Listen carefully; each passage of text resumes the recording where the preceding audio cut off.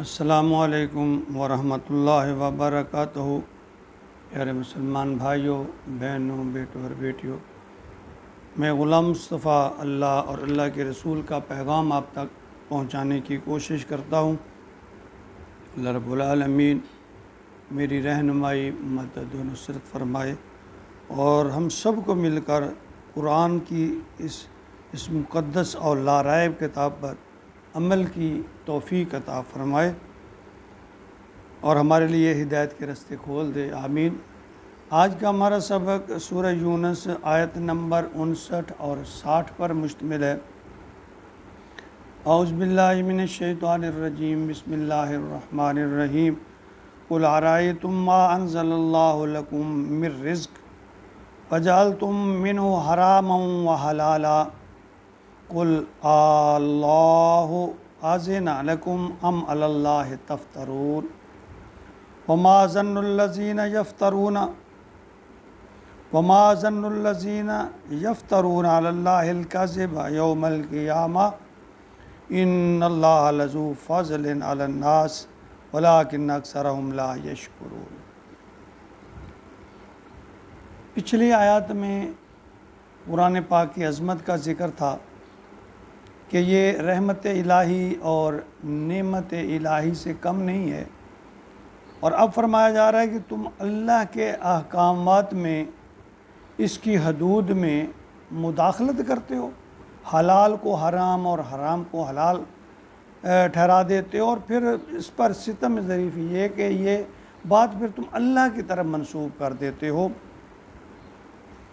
فرمایا قل ارأیتم ما انزل اللہ، ان سے کہیے کیا تم نے غور کیا کبھی اپنے کردار پر، اپنے عمل پر؟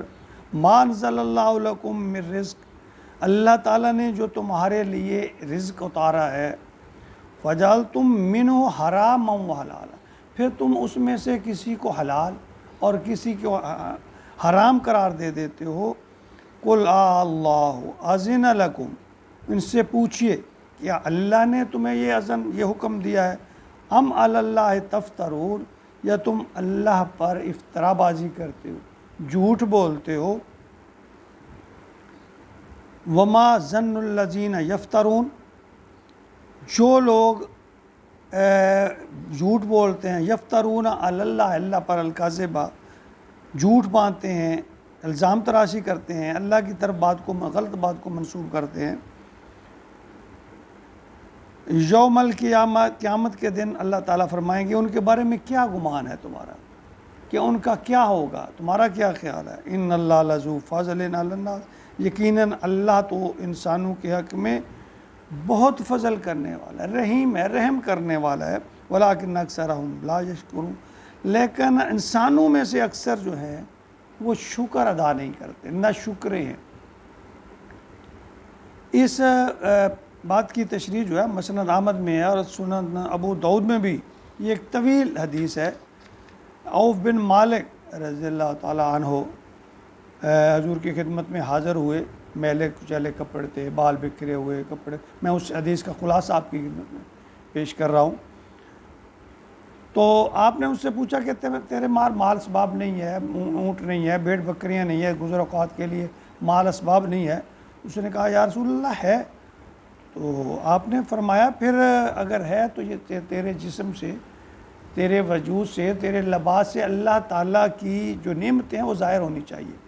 اور آگے پھر فرمایا کہ تمہارے ہاں اونٹنیاں بچے دیتی ہیں، پیدائش کے وقت وہ ٹھیک ٹھاک ہوتے ہیں، پھر تم چھری لے کر کسی کے کان کاٹ دیتے ہو اور ان کا نام بحیرہ رکھ دیتے ہو، اور کسی کی کھال کاٹ دیتے ہو، اس کو اپنے لیے حرام کر دیتے ہو۔ میں نے کہا ہاں، یعنی میں عوف بن مالک فرماتے میں نے کہا ہاں ہم ایسا کرتے رہے ہیں جہالت میں۔ تو آپ نے فرمایا سن لو، اللہ تعالیٰ کا بازو تمہارے بازو سے زیادہ قوی ہے، اللہ کی چھری تمہاری چھری سے زیادہ تیز ہے۔ یعنی جانو کہ اللہ فرماتے ہیں کہ اللہ کا جو امر ہے، اللہ کا جو حکم ہے، اللہ کا جو اختیار ہے تمہارے اختیار سے زیادہ ہے۔ تم خام خواہ کسی کے کان کاٹ کر اور کسی کو منسوب ایسا کر دیتے ہو ہم نے اس کو کھانا نہیں، یہ ہمارے لیے حرام ہے۔ تو اللہ فرماتے ہیں میری حلال کی ہوئی چیزوں کو حرام ٹھہرا دیتے ہو، اور حرام کو حلال کر دیتے ہو، اور پھر یہ بات اللہ کی طرف منسوب کر دیتے ہو۔ اللہ نے بڑی پرزور یعنی یہ حدیث قدسی کہہ لیں یا نبی پاک کی زبان سے جو بیان ہوئی ہے، تو آپ بڑی پرزور اس کی مذمت کی ہے کہ بغیر شرعی دلیل کے۔ اچھا، اس میں نا ایک اور بھی بات ہے، ہمارے ہاں بھی بہت سے رواج پڑے ہوئے ہیں، فلاں دن کا دودھ جو ہے وہ پینا نہیں ہے، اپنے اوپر حرام کیا ہو، اس میں مدانی نہیں ڈالنی، اس کو پینا نہیں ہے، نہیں تو جانور بھینس گائے جو وہ مر جائے گی۔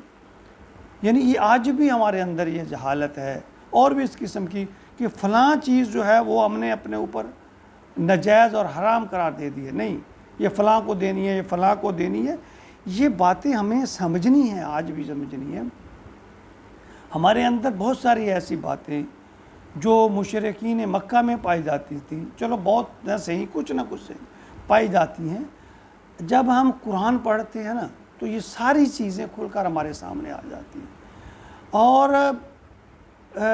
بہت آسان طریقے سے اللہ تعالیٰ سمجھا، اور پھر اسلوب بدل، یعنی طریقے بدل کر، کبھی اللہ تعالیٰ سوال کی شکل میں، کبھی اللہ تعالیٰ نصیحت کی شکل میں، کبھی اللہ تعالیٰ ڈرا کر، کبھی اللہ تعالیٰ جزا کا جنت کا لالچ دے کر، یعنی مختلف طریقوں سے اللہ تعالیٰ جو ہے یہ چیزیں انسان کو سمجھاتا ہے۔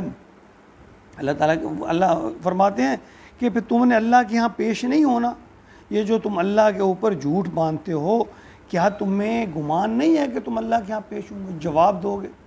یعنی انسان بھول گیا ہے، انسان کہ اس سے پچھلی آیات میں جہاں اللہ تعالیٰ نے فرمایا تھا کہ قرآن کے بارے میں کہ موعظۃ من ربکم وشفاء لما فی الصدور، یہ دلوں کے امراض کی شفا ہے۔ قرآن جو ہمارے دلوں میں اس طرح کی امراض پیدا ہو چکی ہیں، ہمیں اس امراض کو دور کرنے کے لیے، اس میل کو اتارنے کے لیے ہمیں قرآن سے جڑنا چاہیے، قرآن کی تعلیمات سے جڑنا چاہیے۔ میں بار بار پھر عرض کرتا ہوں کہ ہمیں قرآن کو خود پڑھنا چاہیے، ترجمے کے ساتھ پڑھنا چاہیے، بہت ساری باتیں ہمیں خود بخود سمجھ آ جائیں گی۔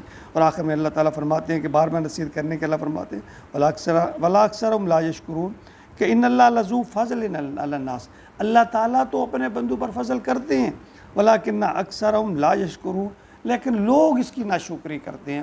قرآن کو نہ پڑھنا بھی ایک ناشکری ہے، اللہ نے یہ نعمت، یہ انعام ہمیں دیا ہے، عطا فرمایا، اس کو نہ پڑھنا سب سے بڑی ناشکری ہے۔ دورا نقصان ہے، دنیا میں ہم برائیوں میں الجھے ہوئے ہیں، اور آخرت میں پھر اللہ تعالیٰ کے سامنے جب پیش ہوں گے تو ان کا جواب کیسے دیں گے؟ اللہ کہتے ہیں قیامت کے دن میرے سامنے تمہیں پتہ نہیں ہے کہ تم اللہ کے سامنے وَمَا ظَنُّ الَّذِينَ يَفْتَرُونَ عَلَى اللَّهِ الْكَذِبَ يَوْمَ الْقِيَامَةِ، تم جھوٹ باندھتے ہو، تمہیں پتہ نہیں ہے کہ تم نے میرے ہاں، میرے سامنے، میرے دربار میں پیش ہونا ہے۔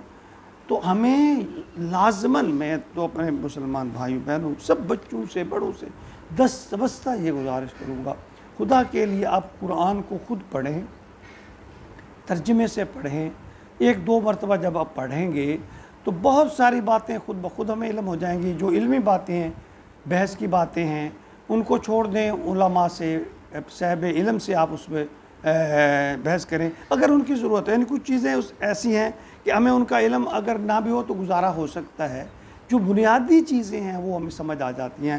قرآن میں یعنی شرک سے بچنا ہے، توحید پر عمل کرنا ہے، اللہ سے مانگنا ہے، عبادات جو ہے اللہ کی خاطر کرنی ہے، ریاکاری سے بچنا ہے، حقوق اللہ کیا ہیں، حقوق العباد کیا ہیں، اچھے اخلاق کا کیا فائدہ ہے، اپنے عزیز و اقارب سے صلہ رحمی سے کیوں پیش آنا ہے، کس طرح پیش آنا ہے، یہ سب چیزیں ہمیں قرآن سے، سب تعلیمات ہمیں مل جاتی ہیں۔